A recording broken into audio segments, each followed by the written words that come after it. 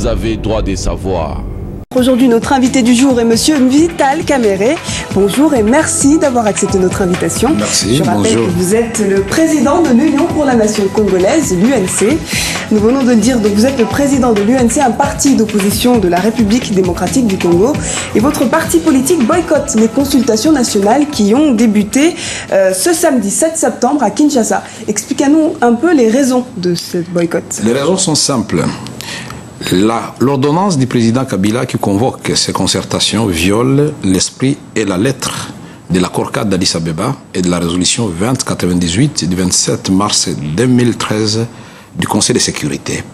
Ce sont là les soubassements juridiques pour un vrai dialogue qui devait se passer sous les auspices du représentant spécial du secrétaire général des Nations Unies et non pas convoquer un congrès de la majorité présidentielle auquel on convie certains membres de l'opposition de la société civile après avoir préparé l'applaudimètre, c'est-à-dire une majorité écrasante de proches du président Kabila. Et ça ne pourra qu'accoucher une solution qui n'en sera pas une. Nous voulons aller à de vraies négociations qui vont nous amener à de vraies solutions.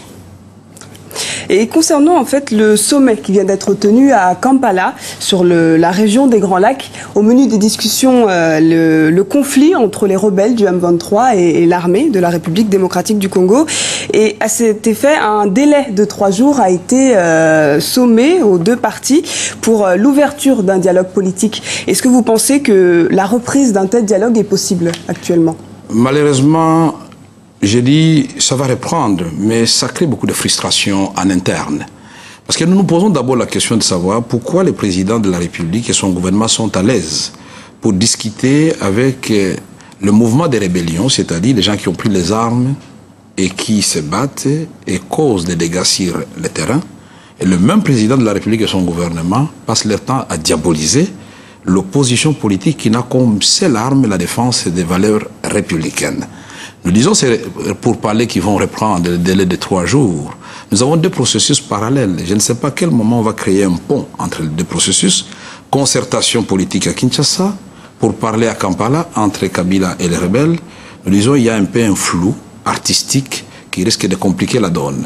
Kampala, on doit mettre fin à Kampala à partir du moment où juridiquement on a signé l'accord cadre d'Addis Abeba. On a voté la résolution du Conseil de sécurité. Kampala a cessé d'exister. Mais on suscite Kampala, pour quelle raison, je ne sais pas, mais ma proposition est simple.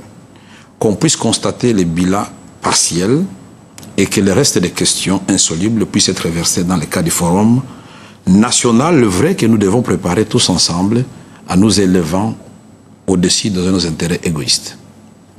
Et toujours au sujet de la résolution du conflit dans l'Est de la RDC, Mary Robinson, l'envoyée spéciale de l'ONU pour la région des Grands Lacs, est attendue aujourd'hui, ce samedi 7 septembre, à Kigali. Une visite qui intervient après que l'ONU a ouvertement soupçonné le Rwanda de soutenir le M23. De quoi vont discuter Madame Robinson et les autorités rwandaises, à votre avis? À mon avis, je pense que j'ai essayé de comprendre. Elle a fait la promesse d'aller parler au président Kagame un langage franc, comme il a fait, je crois, avec le président Kabila.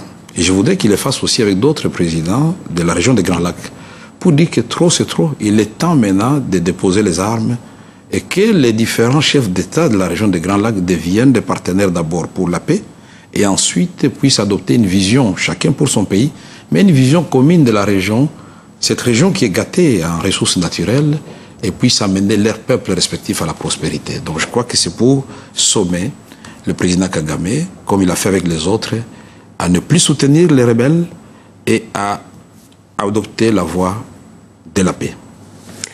Donc vous êtes le président de l'Union pour la Nation congolaise. Et qu'est-ce que concrètement votre parti propose pour la résolution de ce conflit? Notre parti ne sort pas dans le cadre de ce qui a été convenu par l'ensemble de l'opposition. Le 1er juillet, l'opposition a fait sa déclaration politique. Et nous avons fait un conclave du 6 au 11 juillet. Et nous avons dit clairement que l'ordonnance du président Kabila viole notre constitution. D'abord, il nomme le président des deux chambres à une fonction exécutive. Au nom du principe de la séparation de pouvoir, ça c'est une grande première. On n'a jamais vu ça nulle part. Et le président du Sénat et de l'Assemblée nationale sont chargés d'exécuter les instructions du chef de l'État. Nous disons, nous ne sommes pas d'accord parce que il faut justement que nous ayons un vrai dialogue. Pour avoir un vrai dialogue, qu'est-ce qu'il faut faire? Mettre en place un comité mixte paritaire.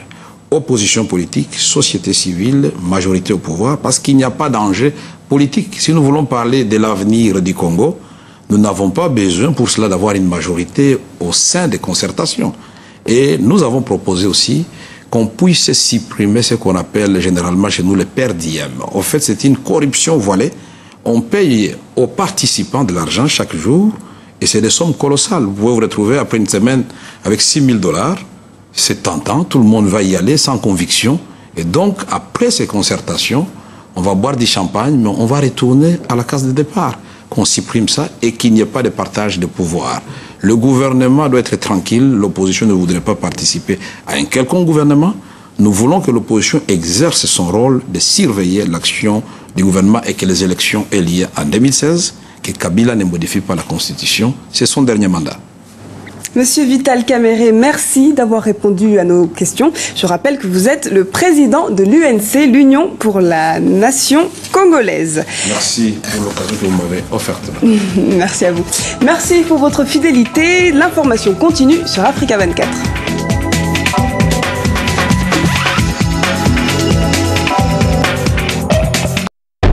Vous avez droit de savoir.